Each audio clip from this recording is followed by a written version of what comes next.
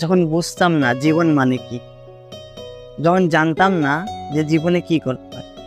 ছোটবেলার ঈদ সেই অনেক সুন্দর ঈদ ছিল। ঈদ তখনই সুন্দর ছিল যখন অর্ধেক দিন না খেয়ে বুঝতাম যে 2 দিনে একটা ঈদ হয়। ঈদ তখনই সুন্দর ছিল যখন আব্বু আম্মুর কাছে ঈদের 15 দিন আগে বায়না ধরতাম কাপড় কিনে দেওয়ার জন্য। ঈদ তখনই সুন্দর ছিল যখন ভাবতাম ঈদের কাপড় কেউ ঈদের আগে দেখে নিলে হয়তো আমার ঈদ শেষ হয়ে যাবে, তখন কাপড়গুলো আলমারিতে লুকিয়ে রাখতাম।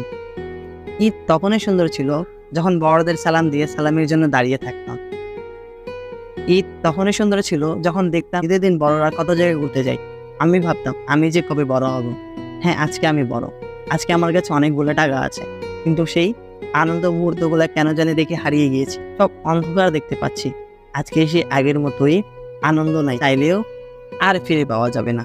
সকলকে ঈদ মোবারক।